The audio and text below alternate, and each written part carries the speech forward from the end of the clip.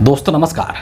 Vote चोरी के खिलाफ राहुल गांधी कोर्ट क्यों नहीं जाते हैं, ये एक ऐसा सवाल है जिसको कि भाजपाई इकोसिस्टम के द्वारा जंगल में आग की तरह फैलाया गया। आज इस वीडियो के अंदर हम इस सवाल का जवाब आपके सामने रखने वाले हैं और ये 100% एकदम सही जवाब है, जिसको सुनने के पश्चात आपके दिमाग में ये सवाल दोबारा नहीं आएगा और आप भली भांति समझ जाएंगे कि राहुल गांधी कोर्ट क्यों नहीं जा रहे हैं। जैसा कि आपको पता है कि हिंदुस्तान के अंदर वोट चोरी को लेकर के राहुल गांधी ने अब तक 2 प्रेस कॉन्फ्रेंस किया है और आगे आने वाले समय में अभी वो और इस तरीके का पीसी करेंगे। जो पहला प्रेस कॉन्फ्रेंस राहुल गांधी ने किया था उसमें उन्होंने कर्नाटक के अंदर महादेवपुरा सीट का एक तरीके से केस स्टडी दिखाया था। अपने दूसरे प्रेस कॉन्फ्रेंस में उन्होंने उसी कर्नाटका के अंदर आलंद विधानसभा सीट का केस स्टडी दिखाया था और दोनों ही प्रेस कॉन्फ्रेंस में आप देखेंगे कि राहुल गांधी पूरी तैयारी के साथ आए थे और पूरा एकदम तथ्यों के साथ, तर्कों के साथ, ठोस सबूत के साथ उन्होंने इस देश को ये दिखाया था कि किस तरीके से बीजेपी और इलेक्शन कमीशन ऑफ इंडिया मिल करके इस देश के जनता के वोटों की चोरी कर रहे हैं। उन्होंने ये भी डायरेक्ट सीधे तौर पर इलेक्शन कमीशनर ऑफ इंडिया यानी कि मुख्य चुनाव आयुक्त गणेश कुमार के ऊपर आरोप लगाया था कि गणेश कुमार जो हैं वो वोट की चोरी करने वालों की सुरक्षा कर रहे हैं, उनको प्रोटेक्शन दे रहे हैं। और इन दोनों ही प्रेस कॉन्फ्रेंस के बाद आप देखेंगे कि जो सवाल इवन प्रेस कॉन्फ्रेंस के दौरान भी कुछ पत्रकारों ने ये सवाल राहुल गांधी से पूछा था कि आप कोर्ट क्यों नहीं जा रहे हैं। और इस सवाल को बीजेपी का जो पूरा इकोसिस्टम है, चाहे वो गोदी मीडिया के लोग हों, इनका प्रचार तंत्र हो, बीजेपी का आईटी सेल हो, तमाम जो भाजपाई अंधभक्त हैं, उन सभी ने इस सवाल को खूब हवा देने की कोशिश करी कि राहुल गांधी कोर्ट नहीं जा रहे हैं। राहुल गांधी के पास अगर सबूत है तो राहुल गांधी कोर्ट क्यों नहीं जा रहे हैं। इन्होंने ये भी प्रोपेगेंडा चलाने की कोशिश करी कि राहुल गांधी जो है वो कोर्ट जाने से डरते हैं, क्योंकि राहुल गांधी को पता है कि उनका ये प्रमाण जो है, उनका ये जो प्रूफ है वो कोर्ट में नहीं टिक पाएगा, राहुल गांधी खुद फंस जाएंगे। और इसीलिए राहुल गांधी कोर्ट नहीं जा रहे हैं। इसीलिए राहुल गांधी जो है वो हलफनामा भी नहीं दे रहे हैं। तमाम तरीके की चीज़ें जो हैं वो फैलाने की कोशिश की गई थी बीजेपी के तमाम जो सिस्टम है इनका, मतलब उसके द्वारा। लेकिन मैं जो चीज़ यहाँ पर बताने की कोशिश कर रहा हूँ वो जानने के लिए, उसको समझने के लिए हमें थोड़ा पीछे जाने की ज़रूरत है। और ये जो बात है, दरअसल ये बात 2023 की है। 2023 में मैं आपको बताना चाहता हूँ कि मोदी सरकार ने पार्लियामेंट में एक बिल लाया था। आप थोड़ा इसको ध्यान से सुने ताकि चीज़ों को आप सही तरीके से समझ सकें। 2023 में मोदी सरकार ने पार्लियामेंट में जो बिल लाया था, उस बिल का नाम क्या था उसको पहले सुन लीजिए।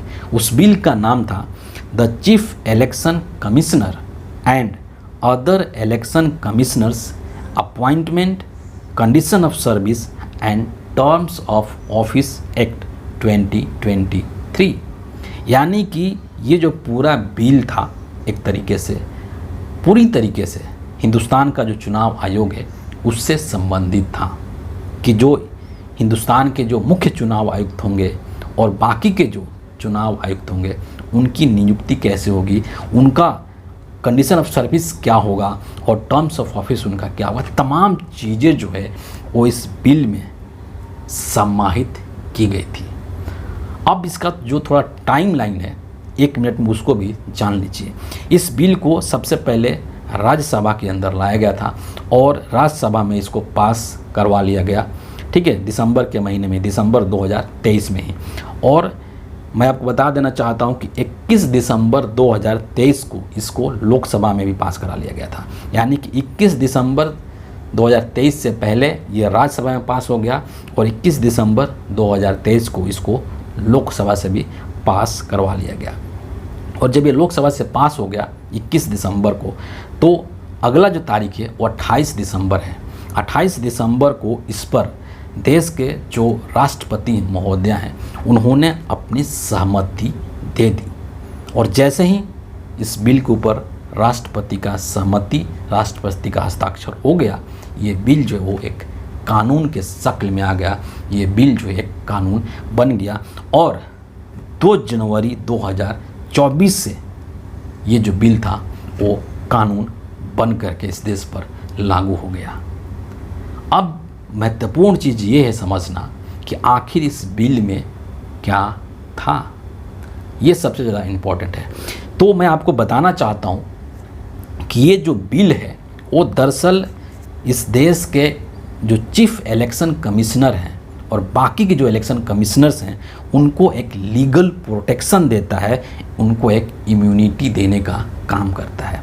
सीधा और सरल भाषा में आप इसको इस कदर समझ सकते हैं कि इस बिल के क्लॉज 16 के अंदर ये साफ साफ लिखा गया है, ध्यान से सुनेंगे आप, ये साफ साफ लिखा गया है कि जो हमारे देश के चीफ इलेक्शन कमिश्नर होगा या फिर बाकी के जो इलेक्शन कमिश्नर्स होंगे उनके खिलाफ किसी भी कोर्ट में, हिंदुस्तान के किसी भी कोर्ट में कोई भी सिविल या क्रिमिनल कार्रवाई नहीं की जाएगी।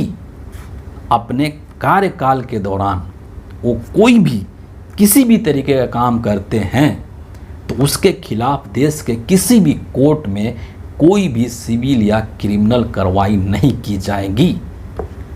आप सोचिए कि जब मोदी सरकार ने ये कानून ही बना दिया कि देश के चीफ इलेक्शन कमिश्नर यानी कि गणेश कुमार और बाकी के जो इलेक्शन कमिश्नर्स हैं उनके खिलाफ किसी भी कोर्ट में कोई कार्रवाई नहीं की जाएगी, तो फिर राहुल गांधी जो है वो कोर्ट में जा कर के क्या प्राप्त कर लेंगे। मुझे उम्मीद है कि आपको इसका आंसर मिल गया होगा। और एक और महत्वपूर्ण चीज़ मैं आपको यहाँ पर बताना चाहता हूँ कि जब दिसंबर 2023 के अंदर इस बिल को पास कराया गया था, तो आपको याद होगा कि वो संसद का शीतकालीन सत्र चल रहा था और इस बिल को पास कराने के लिए नरेंद्र मोदी जी ने इस देश के लोकतंत्र का चीरहरण करने का काम किया था। क्योंकि ये जो इसमें अपॉइंटमेंट वाला मामला है, इसको मैं यहाँ पर एक बार रख देना चाहता हूँ। इस अपॉइंटमेंट वाले मामले में भी नरेंद्र मोदी की सरकार ने सुप्रीम कोर्ट के आदेश को पलट करके रख दिया था। क्योंकि सुप्रीम कोर्ट ने सीधे तौर पर कहा था कि जो इलेक्शन कमिश्नर्स होंगे उनकी नियुक्ति में 3 लोग होंगे, जिसमें कि एक प्रधानमंत्री होगा, एक नेता प्रतिपक्ष होगा और सुप्रीम कोर्ट का एक जो मुख्य न्यायाधीश होता है CJI वो होगा। उसको भी इस बिल के माध्यम से नरेंद्र मोदी ने पलट दिया था और इसमें ये प्रावधान कर दिया कि जो चुनाव आयुक्तों की नियुक्ति होगी उसमें एक नरेंद्र मोदी होंगे और उन्हीं के द्वारा नामित एक व्यक्ति होगा और तीसरा व्यक्ति नेता प्रतिपक्ष होगा। यानी कि सीधे तौर पर सरकार जो चाहेगी, नरेंद्र मोदी जो चाहेंगे उस वही करेंगे, वो जिसको चाहेंगे उसी को देश का मुख्य चुनाव आयुक्त बनाएंगे। क्योंकि मामला जो यहाँ पर 2-1 का हो जाएगा। इस बिल को लेकर के, चाहे ये अपॉइंटमेंट वाला मामला था उसको लेकर के या फिर जिस तरीके की सख्ती, जिस तरीके का लीगल प्रोटेक्शन नरेंद्र मोदी जी ने देश के मुख्य चुनाव आयुक्त और अन्य जो चुनाव आयुक्त उनको देने की कोशिश करी थी, इसका संसद भवन के अंदर पुरजोर विरोध किया गया था अपोजिशंस पार्टी के MPs के द्वारा। और उसका नतीजा ये हुआ था, ये जानना बेहद ज़रूरी है यहाँ पर, कि उसका नतीजा ये हुआ था कि संसद के अंदर, लोकसभा में मैं आपको बता दूं कि 141 से अधिक सांसदों को नरेंद्र मोदी ने सस्पेंड करवाया था और राज्यसभा के अंदर भी लगभग 45 से अधिक सांसदों को सस्पेंड करवाया था। मतलब कि इतने सारे सांसदों को सस्पेंड करवा करके और नरेंद्र मोदी ने अपने संख्या बल का दुरुपयोग करते हुए इस बिल को पास करवाया था ताकि वो चुनाव आयुक्तों को मुख्य चुनाव आयुक्त और अन्य चुनाव आयुक्तों को एक लीगल प्रोटेक्शन दे सकें कि वो कुछ भी करेंगे, जो दिल में आएगा वो उनसे करवाएंगे और देश में उनके खिलाफ किसी भी कोर्ट में कोई कानूनी कार्रवाई नहीं होगी। ये सबसे मुख्य वजह है कि नरेंद्र मोदी ने उनको फुल प्रूफ सुरक्षा दे दी कि आप जो है पूरी तरीके से बिना किसी डर के मेरे लिए काम कीजिए, देश के किसी भी कोर्ट में आपके खिलाफ कोई कार्रवाई नहीं होगी, हम एक कानून बना देते हैं। मुझे उम्मीद है कि आपको अब ये जवाब मिल गया होगा कि राहुल गांधी कोर्ट क्यों नहीं जा रहे हैं। लेकिन मामला सिर्फ यहीं तक नहीं है। कब तक बकरे की माँ कब तक खैर मनाएगी, एक कहावत कहते हैं, ठीक है। जब सत्ता परिवर्तन होगा, राहुल गांधी कई मौक़ों पर यह बात बोल चुके हैं कि एक ना एक दिन वो ज़रूर ऐसा होगा जब सत्ता परिवर्तित होगा, और जब सत्ता परिवर्तन होगा तो ये कानून भी बदल जाएगा, और फिर इस कानून की मदद से जो लोग लोकतंत्र के साथ एक भद्दा मजाक कर रहे हैं, जो कुकृत्य कर रहे हैं, उनको भी छोड़ा नहीं जाएगा। ये मैं नहीं कह रहा हूँ, ये देश के अंदर हमारे जो नेता प्रतिपक्ष हैं राहुल गांधी, वो कह रहे हैं कि आप कहीं भी रहेंगे, चाहे भले ही आप रिटायर ही क्यों नहीं हो जाए, कानून अपनी कार्रवाई करेगा। और आपने जो काम किए हैं इस देश के साथ, जो आपने एक तरीके से राजद्रोह करने का काम किया है, उसकी सज़ा आपको मिल करके रहेगी।